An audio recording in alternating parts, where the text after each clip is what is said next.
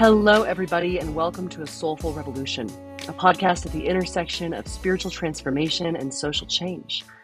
I'm your host, Lauren Grubaugh Thomas, a priest, writer, spouse, and twin mama living in Colorado on Arapaho and Cheyenne homelands. Every episode, I feature a conversation with a soulful revolutionary, someone whose commitment to justice is nourished by their spiritual beliefs, values, and practices, and whose approach to spirituality is clarified by their courageous engagement in the world. My guest today is JP Hill. JP is a teacher, a worker, and an inspiring community organizer. He writes a popular Substack newsletter called New Means, where he hopes to help others both shift their perspectives on the world and take meaningful action to build something better for us all. JP, it is an absolute privilege to have you on the show today. Thank you. Thank you for having me. Privileged to be here. Yeah. I want to begin by inviting you to share what it means to you to live at this crossroads of spiritual transformation and social change.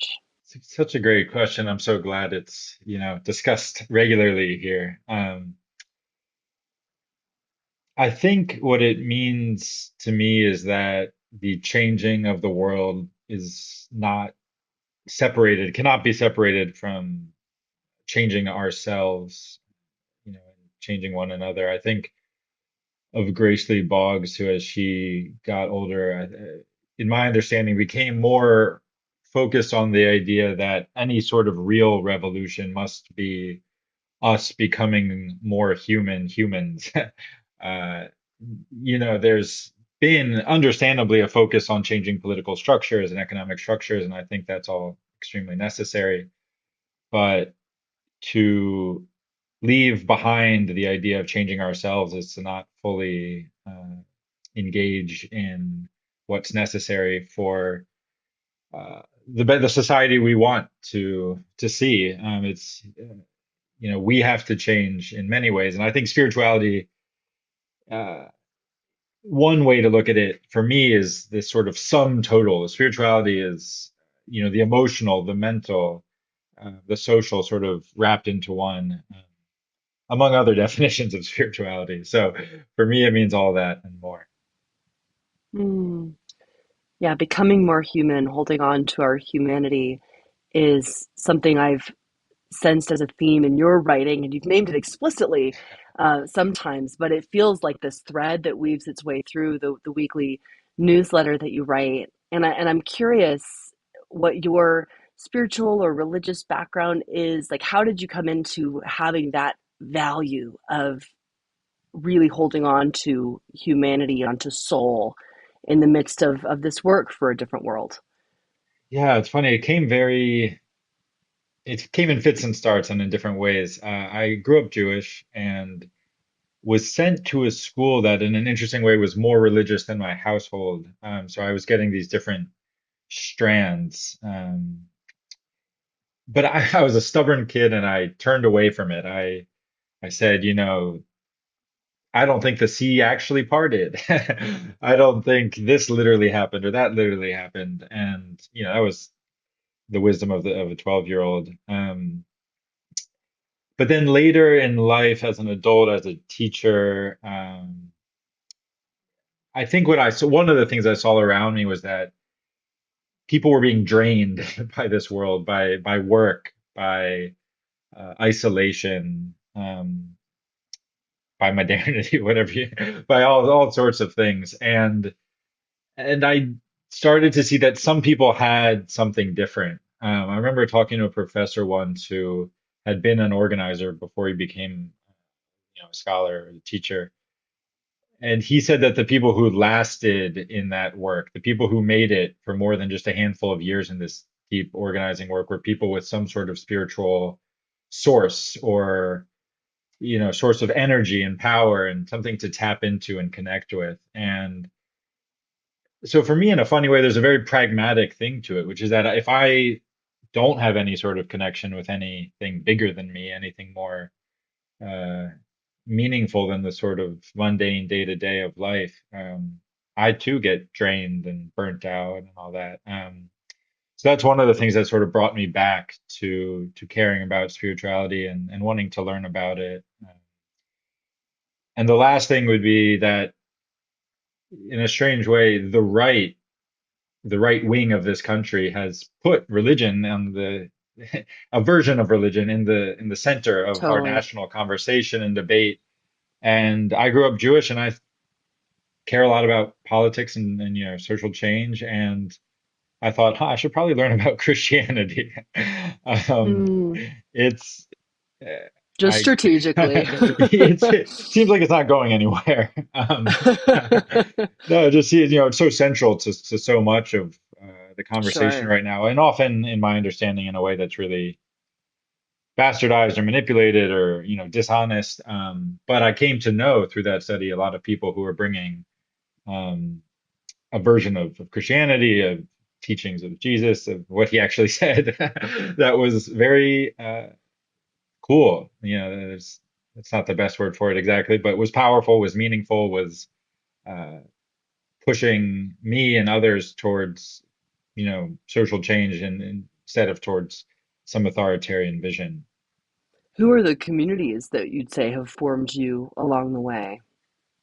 It's a great question. I mean, the Jewish community and the community I grew up in, Yeah. and especially family in that regard. I am grateful to have a family that fuses, and the Judaism is infused with messages of social change and what we call it Mm. tikkun olam, caring for the world and things like that. I think educators, I had no teaching experience when I became one, so I was an apprentice teacher at Oh, first, for lack of a wow. better word. And so I had to go to school. I got to and had to go to school with all these other new teachers. And just a community of people who were dedicating themselves to how can we help children? How can we help young people? And that was really formative.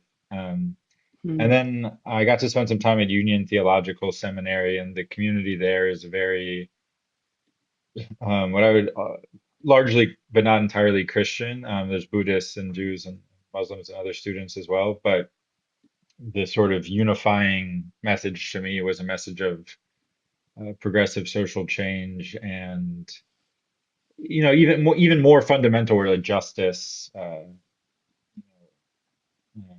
care for others.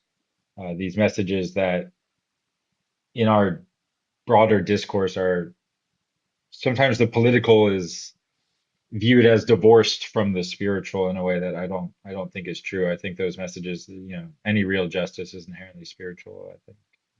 So Mm. it's the short answer. Yeah, thank you.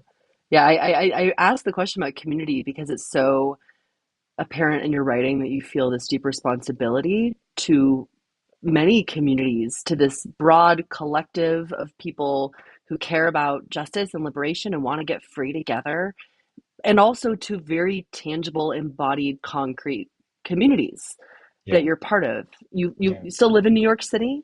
Yeah, yeah. I mean, it's now I would say my community, it's my neighborhood. It's Yeah. when you say embodied and material and concrete, I think I'm so grateful. I bounced like like many people who moved to New York. I bounced, 7 apartments in however many 9 years or something. Just all this bouncing, and then I'm Wow. so grateful. Yeah. Yeah, it was, a few landlords and a few jobs gained and lost along the way. But for the last several years, it's been the same neighborhood, the same community, this group of people, Mm. and that, I mean, it makes such a big difference. And I want a world where that's very accessible to all of us. Yeah. Yeah. Yeah. Talk to me more about that, the ways in which your neighborhood shape the work that you do publicly and at scale, the work on your Substack, the Yeah. organizing work that you're doing beyond your neighborhood. Yeah, that's a great question. I think the way that comes to mind most readily is that in New York and in lots of cities, and we talk about gentrification, and I've had students who have been displaced, or priced out, and there's somehow in that gentrification conversation, the sort of day-to-day tangible lives of the people who are most affected can get left out. It can become a conversation about prices and real estate and housing, and that's all important. But, you know, communities that have been very tight and have uh, created day-to-day lives where people know their neighbors and have this comfort and joy in one another's Mm. company. And, you know, simple as just walking down the street and and saying hi to people and knowing people rather than walking by strangers constantly. And that's been so Yeah. disrupted in so many ways. And, in rural America, it's disrupted too. That gentrification process isn't just New York or DC or San Francisco. Right. It's Yeah. And you lived in, was it Montana or Wyoming yeah. I was for in a while? Montana for most of last year, and for much of last year, and my family. I lived in Iowa as well, and St. Louis, and Mm. just bounced around a little bit. And yeah, I mean, the Mountain West is beautiful, and I understand why people move out there. And but we have a system where that movement of people um, allows for the raising of rents and the skyrocketing of home values. And yeah, people who grew up in one town in Montana have to live two towns away now because one town got popular for whatever for various reasons. Um, and so, yeah, this great displacement of people in cities and in rural areas. Uh, it's a big answer to your question, but to bring it back around, like I really hope that what can feel like heady political conversations, what can feel like this system or that system or capitalism, socialism, these conversations, what they're really about to me at the end of the day is what does your life look like? What does your life feel like? Are you able to have less stress in your day to day because you're not worried about what the next lease that your landlord offers you is going to look like? Are you not worried about the price of something jumping at the store? Um, and yeah, those things that in some ways are so simple are like the building blocks of a comfortable, a connected, joyous, yeah, life. Yeah, Yeah. Yeah. Yeah. The way you describe that calls to mind a friend of mine, Diamond Hargis, who is a community organizer in Indianapolis. And his job title is the roving listener. And he comes from the historically black communities in Indianapolis, and he goes into those neighborhoods to be able to ask people three questions. He asks them, what do you want to learn? What is something that you know well enough you could teach someone else? And who is walking with you on your journey besides God and yourself?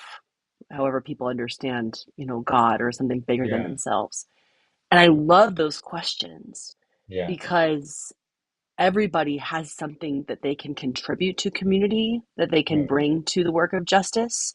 But oftentimes people aren't asked what yeah, they could bring, what they could teach, what they could share.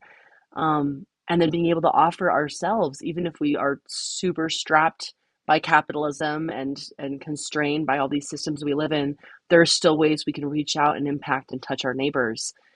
yeah, Um, but it does take literally going around the neighborhood and introducing ourselves and connecting. Like it's both that deeply interpersonal work and also that's how we that's how we build collective power. That's how we create the kinds of broad-based strategies that we need. yeah, And I hear you in your work, you do both, right? Like looking at here's the really big problems. Here's the reality on the ground. Um, in terms of these massive problems. Here's why we're feeling the pinch economically, in terms of racial injustice, in terms of climate change. Here's why we're feeling the pinch on the ground, and then here's stories. Here's some stories. I yeah, remember reading your piece about unhoused folks in New York, and just seeing the ways in which the dehumanization of people who are unhoused, yeah, and that's your lived experience, that's your embodied experience because you've gotten to know the needs of your neighbors as well as the gifts that they are longing to offer. yeah. Um, and and I just appreciate so much the way you weave those threads together. Thank you. um, You're welcome. You're welcome. And I just I find myself curious about um, what helps you to like hold those pieces together. What inspires you to like, because it's attention. Like Yeah. it's so easy to live in the theoretical space of just talking movement, talking theoretical social change. Yeah. And a lot of people do that. Like there's especially right now, like it's mind numbing how many thought pieces are coming out about how to resist Trump.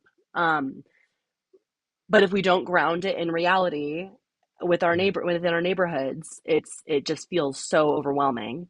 And then the converse of that is the inverse of it is if we're just in our neighborhoods connecting with one another without being able to see the bigger picture, it can also Yeah. feel overwhelming and oppressive. And so yeah, like just like talk to me about your process for myself, Yeah. like because I'm like Yeah. I'm struggling to do this. And also for our listeners, like what helps you, what empowers you, what wisdom are you drawing from? You're great. I really appreciate your framing again and again. It's, I think for whatever reason, my life led me to this sort of initially to be very on the ground, as you're saying. I was working at a high school for several years, like I mentioned, and my energy was so devoted to such a specific and defined space, and these students and coworkers and stuff. And after a few years there, I started to realize that my mind or whatever instinct in me cries out to like zoom out sometimes. Like what I Mm-hmm. appreciate this school, but what's going on beyond the walls of this school? And I was teaching there during the first Trump administration. Hmm. Well, at first I wasn't, and then he was elected, and yeah, Wow. grim day that I yeah don't think I'll ever be able to forget. The day after the election, and it's school full of Latino students and Muslim students and so on and so forth. And I think teaching through like through the first couple of years of the Trump administration, the first one, uh, like on Facebook or some these unfortunately what are our venues to talk about this stuff sometimes. I found myself wanting to write something, to say something like, I Yeah. remember when Trump was running, I was writing like, "You all are laughing at this man." And you're laughing again and again at every dumb thing he does, and he's going up and up and up in the polls during the Republican primary. Um, and so yeah, after a few years there, I left and I was working part-time the next couple of years, and so I was just like trying to give myself time to zoom out and energy. Like Yeah. so many of us have Recovery space. jobs. Yeah, exactly. There's so many jobs where it's just, after a week of teaching Saturday, I would just be on the couch with my roommate who was also in education, and we'd just Totally. be sitting there watching mediocre TV or something. Um, and so yeah, I really knew that I wanted the space to zoom out. Just because, yeah, I mean, as you were saying, we can do, I think the hard fact for a lot of wonderful people is that you can do a lot of good work and not touch the systems at play. Right. Yeah, as I told you, I went to Union Theological, and in that time, uh, me and a few other people started a mutual aid group in downtown, Manhattan, and we were doing mutual aid. We were in this park, Washington Square Park, a famous park, and we'd be talking with unhoused people, drug users. They'd be getting pizza, food, water, clothes. We would be doing all these good things were happening. No For argument there. sure. People were being helped. People were learning. There were teach-ins. There were Narcan training. Like good things were happening. And yet, Mm-hmm. after a year, I look around and everything is exactly the same. It's Mm-hmm. it's just hard. And that group is still going, and it's still a great group of people doing good work. Um, but to me, you have to take that on the ground stuff and fuse it, like you're saying, fuse it with this big picture, whether that's uh, study, sort of various forms of education, political education, learning from one another, reading books, and and then fuse it with that learning, but then also with actions that are deliberately targeting the systems, the bigger picture, and it's hard. I haven't, will never fully figure it out, and haven't claimed to figure it out, but there are actions that might seem small in the moment. It might not be as grand as a giant protest or 100,000 person rally or something like that, but they build in a way that has a more long-term orientation, a more systemic orientation, looking at structures. And so now the organizing work I do is sort of a little more deliberate about, okay, this community group, I can see we have a trajectory where we're growing, and not just in numbers, but in sort of scope Mm, and outlooks. So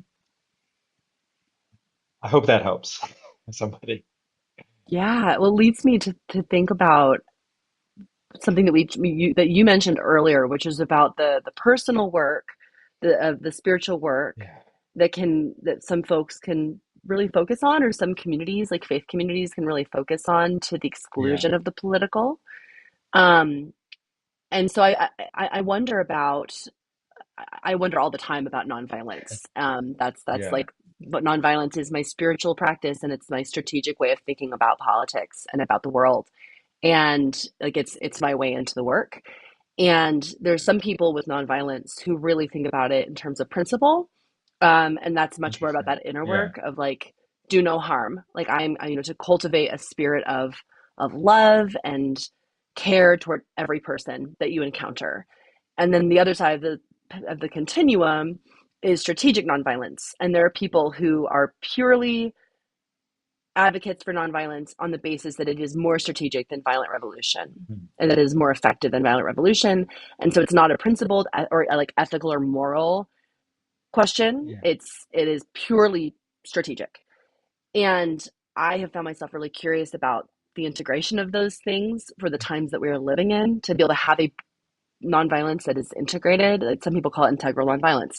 Um, in terms of being able to face the crises that we're facing, because that deep care for neighbor and for self and for every human being, and not being willing to throw people away, is for me deeply strategic work. Like, we're Yeah. not going to survive Yeah. climate catastrophe, we're not going to survive political meltdown with, like, in the absence of um, the dignity of all people. Mhm.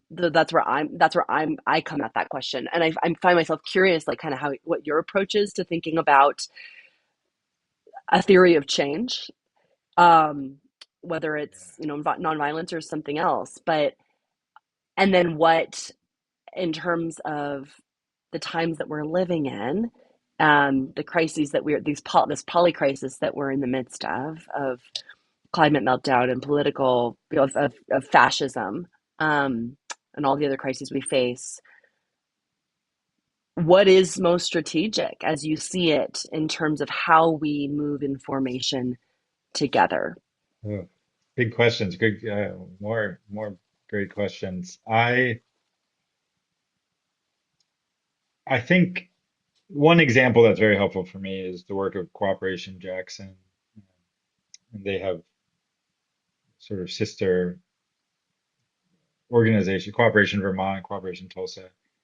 And Mm, what I appreciate about them is that there's a holisticness. Not directly involved, so this is just from their book Jackson Rising, and things I've seen from the outside. But there's a holistic approach that to me is very building oriented, very constructive. I remember in 2020 talking to a friend who I protested a lot with, and they said something like, this was after months of uh, unpleasantness from the NYPD, mm, beating people, mace, pepper spray, whatever, all this stuff. And they said something like, "Yeah, I think we might be fetishizing the confrontation a little bit." And wow, wow, yeah, that was that's my candid. reaction. Yeah, because it's just like, damn, what have I been doing the last 3 months? And I think there's moments of confrontation that are not there. both inevitable and necessary. And but Yeah, like it can be strategic to reveal repressive forces. yeah, yeah, and yeah, very, very much so. And those often come in bursts, I think. The first couple months of the George Floyd uprising, I mean weeks, sorry, first couple weeks of the George Floyd uprising was very different Right. than what happened, July and August of that year, in most of the country. So after when I heard that this fetishization of confrontation, I was like, yeah, I think you're right. Especially it's the NYPD. We are rarely going to outnumber them at this point. Well, you need certain moments where it makes sense and many moments where it does not. So after that's when I got into the mutual aid work right after that, or a couple after Hmm. a couple months of doing nothing. Then I got into the mutual aid work and like let's start building things, networks, institutions, organizations, communications, different platforms or pages, accounts, like let's start building. And Cooperation Jackson takes my understanding, a very comprehensive approach to building. Let's do community land trust and start buying up blocks Hmm. in Jackson, Mississippi, where that are vulnerable to gentrification, sort of create some bulwark and community ownership of this land, in the face of gentrification. And let's start, Wow. cooperation. Let's build cooperatives. Let's, a farm outside the city that's collectively owned could feed a coffee shop, or a store in the city that's collectively owned. And then, so that sort of building is a big part of my vision for change. I think in the modern era, there's been Vincent Bevins has this book. I think it's called If We Burn. That's talking about the 2010s and Occupy and Arab Spring and another sort of fetishization of mass protest in a way that, uh, again, there are moments for it, but it cannot be our only strategy. What are the organizations that, um, when the moment is ripe for mass protest or for a general strike or whatever it might be, what are the organizations that undergird that and make it possible and make it sustainable and powerful? So that's, I talk a lot about unions. I think they're, a vital organization in many, many ways. But, for example, online, people talk about general strikes in various ways. And the only viable, in my opinion, push towards a general strike is the UAW aiming for one in 2028. And I forget the name, but the second biggest teachers union has endorsed it. And like places where people are, Right. it sort of goes back to some of that community conversation, because I want physical community. I want like let's own this block together, or let's create, Yeah. a physical infrastructure together. And unions, um, obviously the workplace is most often a physical space, a place where people have these already meaningful interactions, but that can then be politicized and people can learn and be radicalized in some ways, helpful ways. But then, a recent trip, a work thing, I was out in the Midwest, and you go, and the Union Hall is a physical place. They have this Hmm. physical infrastructure where people can commune and come together and have Hmm. events and learn and feed one another and these very pragmatic things. So to me, the current vision of change for me is building out that capacity, because it's been that capacity, Yeah. for people power, for organizations that we control and that serve us, where we serve one another, have been hollowed out largely. Union density went from, ooh, what was it in the 50s, 40% or something like that, 30 something, Hmm. yeah, a third to almost half of the U.S. workforce, and now it's down to 10%, approximately. So Yeah. that's just one example, but that type of building, that type of construction is really my current sort of top of mind priority. That's beautiful. Thanks for fleshing that out because I hear what you're describing as the building out of community. That is that place where you are holding the tension between the really big picture and the on the ground relationship building. So Mhm. yeah, thanks for fleshing that out for us. Yeah. Um, as you're talking about the fetishization of repression and of, like police violence.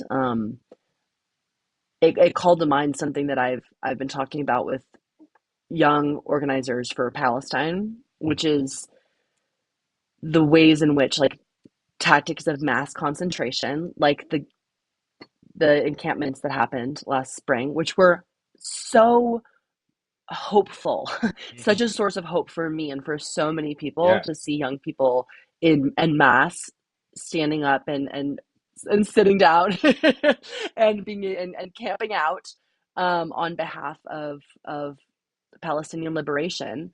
And as I've been in conversation with some of the young organizers that I've gotten to know over the last 15 months, I've been asking, like, what's the strategy moving forward in light of the repressive, the inevitable repression that Trump is going to gleefully unleash on protesters, anyone who's protesting for the sake of justice. Yeah. Um, and I think it's a question people are pondering. I don't know if that many folks feel like they have an alternative. Mm. And certainly, what you're describing in terms of the structure based organizing with unions and in other spaces of community, um, there is that work to do. And I'm also curious about, like, what are some of the other ways of resisting that you feel excited about, that you feel hopeful about, perhaps without, divulging the playbook publicly for all ears to hear.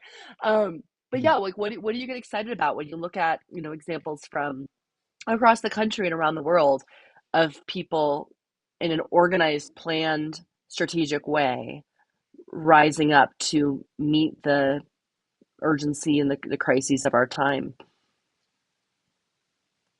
It's a great question. Yeah, I think some of it might not be fit for the pod. But I get very moved and into like not just emotionally, but I think it's very strategic and why a lot of sort of various forms of blockades, blocking things. Um, Yeah. Sometimes I feel like I've seen it in the UK specifically for some reason, but there will be a immigration van trying to take somebody from their home, and you'll just see what looks like hundreds, I mean, people just surround, we will stand here for an hour, for 2 hours. We Yeah. will not let this van move. I think of that with what's already starting with ICE and the Trump administration. And I mean, in the first Trump administration, there were some similar efforts here, and they were extremely admirable. There's an organization called Never Again Action, which is um, Hmm. Jews against ICE, essentially. I mean, there's more to it, but it began as like Jews resisting the Trump deportation machine. Um, and they would block the street outside of ICE offices and things like that, which I admire a lot and participated in New Jersey a little bit. And you saw similar tactics over the past 16 months or so with some activists, organizers, some people in in the UK. Again, there's an organization, Palestine Action, so they call themselves actionists, Hmm. which some people in the US would mimic their, I don't, well, maybe not quite mimic their tactics, but similar moves of blocking a Boeing factory in Missouri, or a Raytheon factory, offices and things like that. And so I admire that a lot, and get excited about it, as you say. And then I think, yeah, looking to other countries around the world that have had, authoritarian regime like Argentina, Milei. Actually, I don't know if I know how to pronounce his name correctly, but Javier Milei, president of Argentina, who I've probably written about it, but just the most similar to me to what Trump wants to do, which is a brand of authoritarianism that is, I mean, this guy in Argentina calls himself an anarcho-capitalist, so he's not Hmm. he's not hiding what he is really, it's like a rabid libertarian that wants to gut and is gutting government services and privatizing and so seeing the resistance to that, which has taken this form of uh, general strikes, but also the mass protests when necessary. And I don't know what I'd be interested in what comes to mind for you, but I do also think there's lots of quiet ways, to resist. You hear about, government workers quietly just not passing things along, not carrying out orders. Yeah. As somebody who was raised hearing about the Holocaust a lot for, very understandable reasons, the refrain in my brain of just following orders, sort of Nuremberg refrain of, Mm, and just people quietly not doing that. Doctors not ceasing to give abortions or other treatment, medical care. Um, not compl people talk a lot about not complying in advance and hopefully not complying yeah. at all in some cases. And uh, all of that and more. I mean, I'd be curious what uh, you've been thinking about, especially, the past few weeks related to this. Hmm. Yeah, I think a lot about Serbia. I one of my mentors is Mm. Sergej Popovic, who was part of Otpor, and the methodology they used, their playbook was laughtivism, and the idea of using practical jokes and humor to be able to free people from the idea that they are stuck with Mm. the circumstances they're dealt with the hand they've been dealt.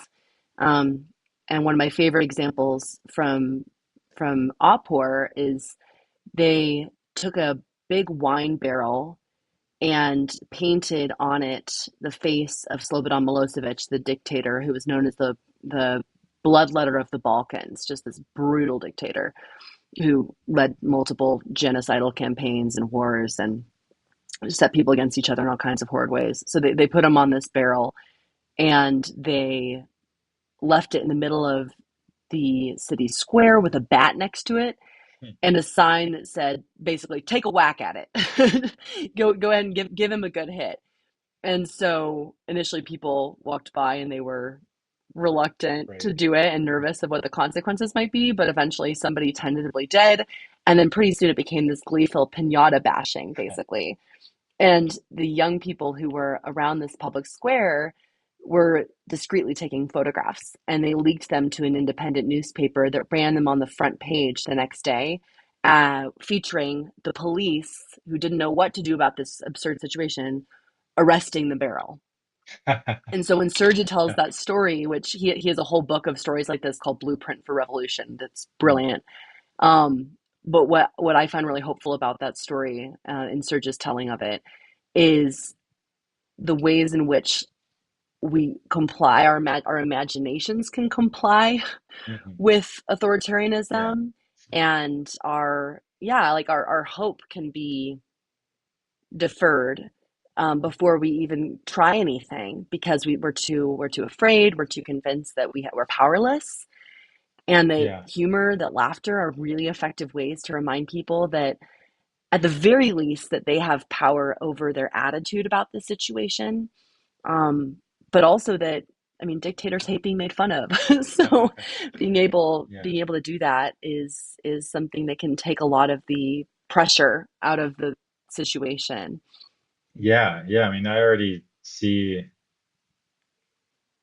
see both sides. People who are sort of dooming in advance, and then people who are saying, no, we don't, this isn't guaranteed. Right? A judge, right, immediately before we began recording, a judge halted Trump's uh, executive order around birthright citizenship, where he's trying Good. to, yeah, That's I mean, good to hear. it's so blatantly unconstitutional, which is part of what the judge said. And so, yeah, the victory is not guaranteed for the for the fascists or for the, whoever the uh, nefarious party might be in a given, authoritarian regime. Yeah, their victory is not guaranteed by any means, and that's extremely, we don't necessarily need to be giddy and optimistic, but to be grounded and to not succumb to that, sort of foreclosing of possibilities is really important, I think. Mhm.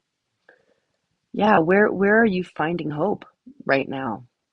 I think in some ways, I guess to return to some of the spiritual question at the beginning, I think in some ways, um, my hope is a determination that isn't necessarily tied to events.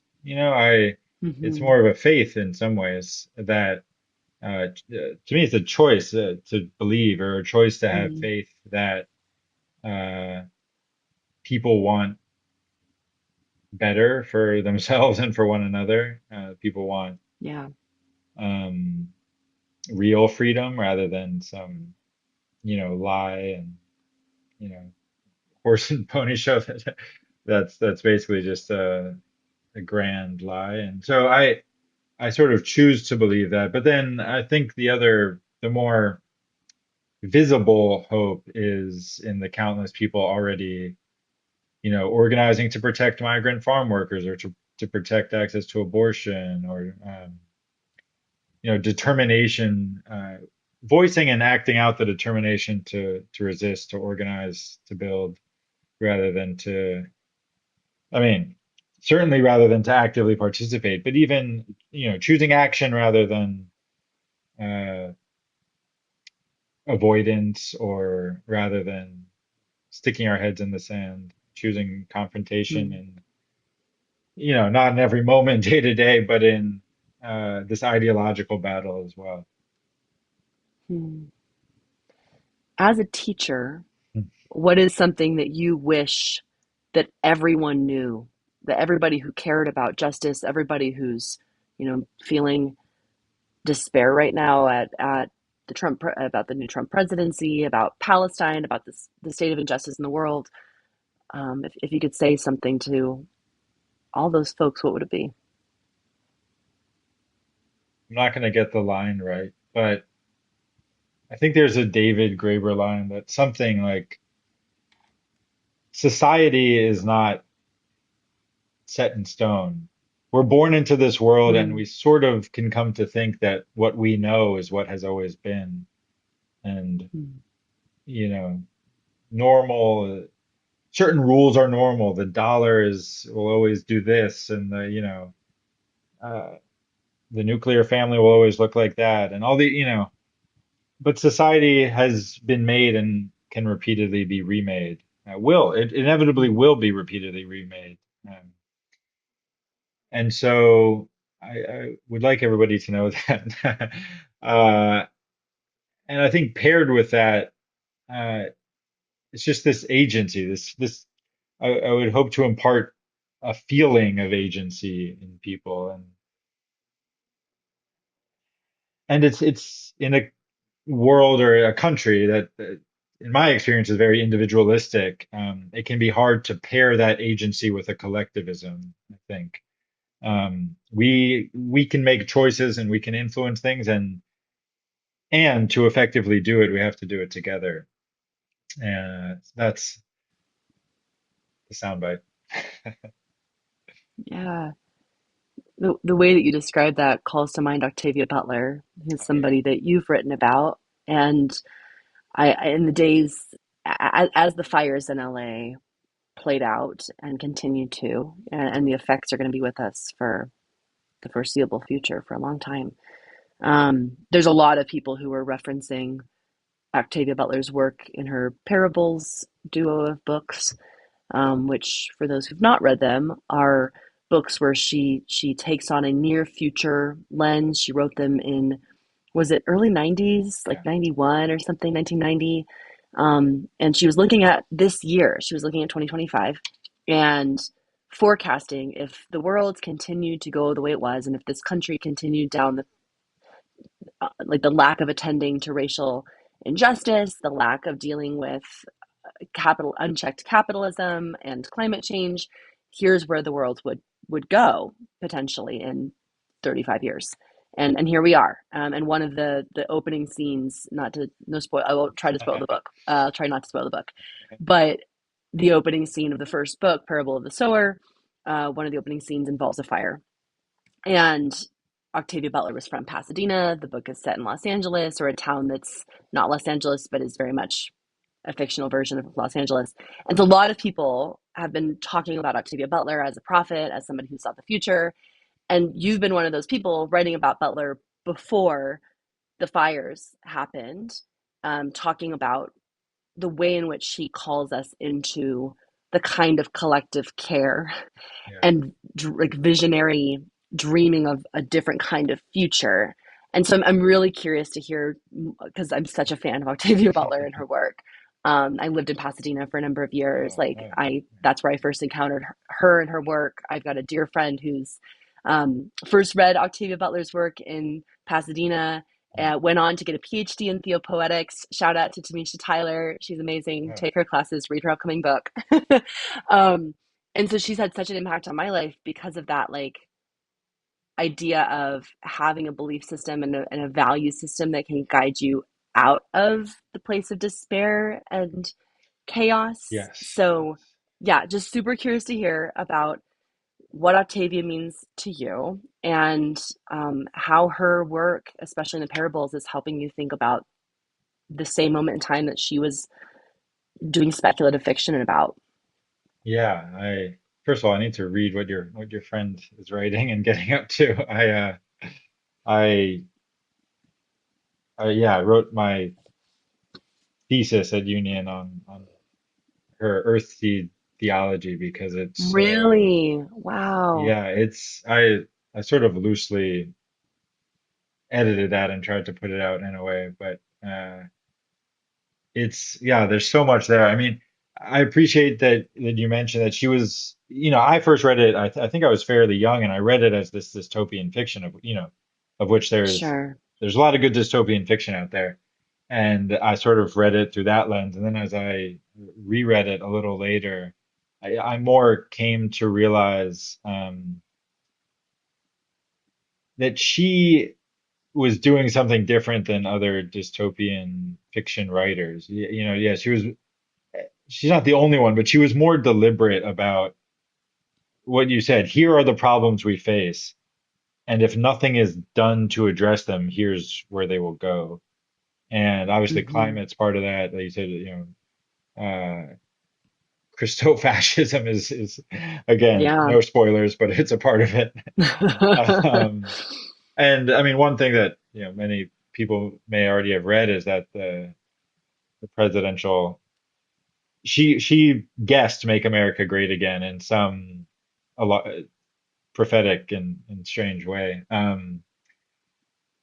But then the last part that you just mentioned is what I'm so glad you brought up because I've read these wonderful articles about her being a prophet of some kind, and yet I think partially because it's embedded in a fictional work, there's to me remarkably little engagement with Earthseed, which is this theology uh, embedded in the book. And Yeah. I'm guessing it, what I was saying earlier about society being reshaped, I'm guessing it, conjured up Octavia Butler partially because she talks about God being change, um, and that we shape God. That's part of her, like we change the world, and her way of saying that in a way that is sacred and I think is true is that God shapes us and we shape God, and that's all part of the sort of God is change outlook. And I think the meta lesson there sort of to me is that coming back to the beginning of this podcast is that without some sort of spiritual grounding, without something that uh, for one brings people together in a world that's falling apart, but also sort of points at a way out or a way through the difficult times and offers people, in her book it becomes very communal. They literally become a community, the initial adherents or whatever you disciples. So it brings people community, it and brings people hope and Yeah. a vision for Safety. change. Yeah, yeah, these vital things and uh, that we're seeing. Uh, and I think I essentially think it's missing in our world. The equivalent to Earthseed is not that it's not present, but it's not widespread. There's sort of, I think, a lack of what you're up to, which is pairing a vision for a better future with a spiritual grounding and pathway. Hmm. I could keep ranting about Earthseed, but it's read it if you're listening. I Yes, yes. It's so recommend hard to it. like talk about it and not just totally spoil all the good Yeah, parts. But yeah. it's such a rich series and so incredibly supportive to think about what we're living through right now.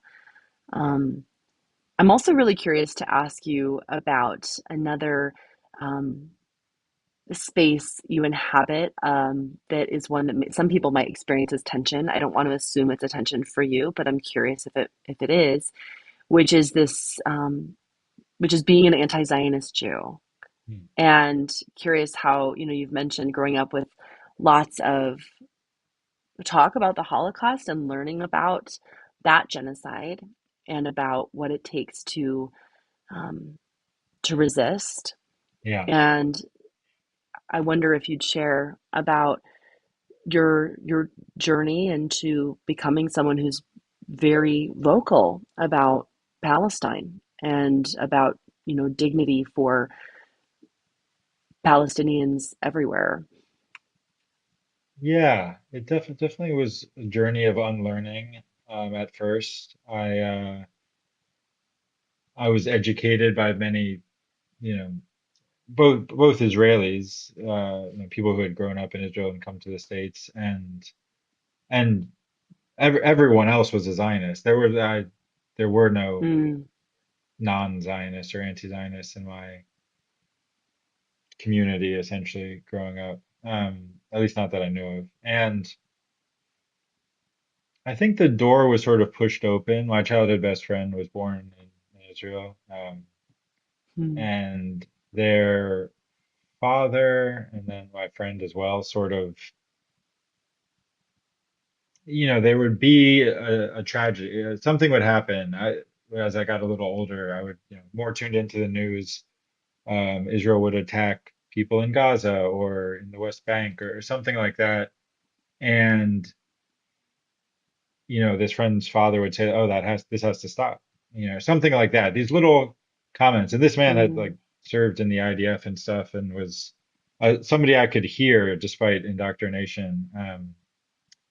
And and that man still would not call himself, he's still not anti-Zionist, but is very, very critical and wants an actual solution other than, the continuation of the violent status quo. But I obviously moved past sort of his position, but it sort of opened the door for me. And I think what started to happen as I learned more about politics and started doing a little environmental organizing and then like anti-police brutality organizing and stuff in college, is it just this narrative that the Jewish people, because of what had happened in the Holocaust, deserve this specific piece of land and this, a claim that because of 3,000 years ago, we deserve this piece of land. And it just started to sort of fall apart in the face of the brutality. And part of it is social media, the power of, so, part of it is seeing. sure. It, yeah, I mean, I think for a lot of people, since October 7th, there's been a brutality that there is no justification powerful enough to reconcile people with it. And that's sort of what started happening to me in 2010s or something. And then yeah, we talked about structures and systems earlier, and I think learning about colonialism, settler colonialism, learning about things like South Africa, Algeria, the United States. Jewish people deserve to be safe. That is Yes. irrefutable, and am very comfortable saying that, and also very comfortable saying, and our safety there is no morality to our safety coming at the expense of other people. There's no Mm, there's no grand justification. I mean, there's one justification, which is racism.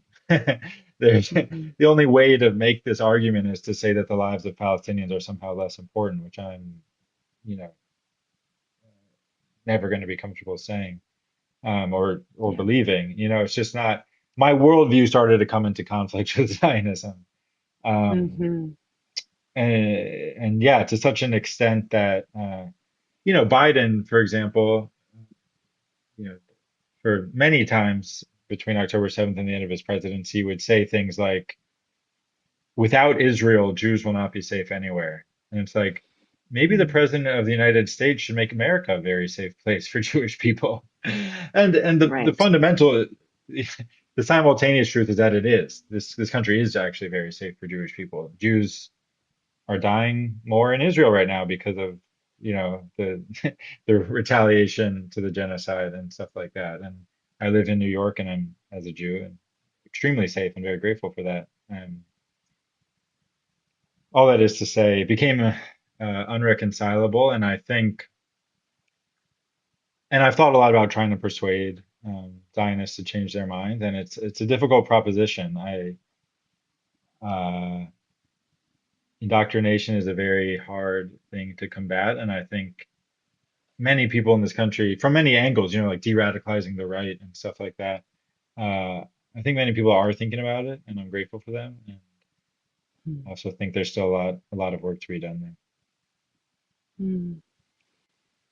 Yeah, I hear the spirituality that you were growing into being part of what disrupted the ideology that Yeah, accompanied it. Is yeah, that yeah. That's part of very, what was taking place? very much so. I think that disrupting deeply held beliefs is requires something more than logic almost Mm. all of the time, and that therefore something spiritual, an argument that reaches deeper than just our intellects into sort of the moral, the emotional component, um, and for that reason, I think a lot of anti-Zionist Jews have very powerful arguments rooted in their faith, in our faith, and Mm. what, yeah, the value of life is so central to the Jewish faith, and to me, it's so abundantly clear that I sometimes have trouble even fathoming people opposing, what is happening right now in the West Bank, and probably still Mhm. at this moment in Gaza, to some extent, because we know the ceasefires are not um, seemingly never abided by fully by the Israeli side, and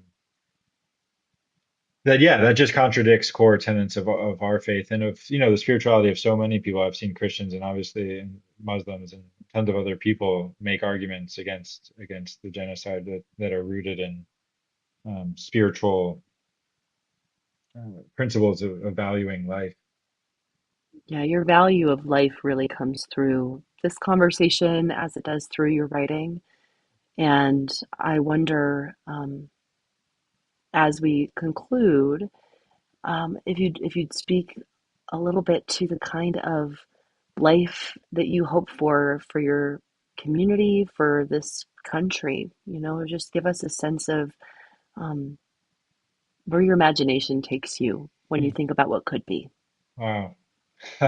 I've found myself sort of drifting into some fantasies along this line of what you're saying, this sort of imagining and yeah, lives of abundance and time. It's almost Mm, funny how mm, how simple some of it is, but and some of it's rooted in like selfish, something that could be construed as self, yeah, but I want to have time yes. to make art, to write, to walk in the woods, to explore, to get to know people. I think of this sort of stereotypical image of like South the Mediterranean, people having coffee for 4 hours with each other Mm. on some quiet little Yeah, street. so-called wasting time. Yeah, exactly. Mm. Wasting time with other people is about as good as it gets. Yeah.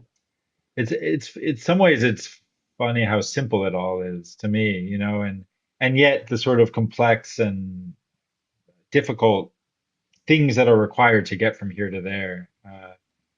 Yeah, I want community gardens, food Mm. grown in the middle of the neighborhood.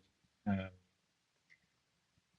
I want public transportation that's really reliable and clean and green and I want to not have to take it that much. I want to just be able to walk to around my neighborhood and, Yeah. and I can. I'm very, I feel very lucky, but I know that's not the norm to have everything within a walk. Yeah, time to read, write, Mm. um, and lots of gathering, like the coffee shop thing, but also just Mm. like the community center or the library slash community center, all these wonderful Mm. things that do, there is a great library in a short walk from me, but because of the constraints of life, people don't just gather and sit there. They go to work there, their remote jobs and whatnot. Mhm. Um, but yeah, just time to be with one another and yeah, to not have to work as much and buy as much and to make things with one another. Mm. Yeah, it's all it's very simple and yet not easy at all. But uh, Mm. step at a time. I mean, what I mentioned earlier, this Cooperation Jackson in place, people are building. People are trying to build this world right here and now in a lot of ways, Yeah. and it's good to hold on to that. Well, this time has been a gift, so thank you. Yes. And to more time like this with Yeah, with one another and community. yeah, it's a great way to waste time. So thank you. Thanks, JP.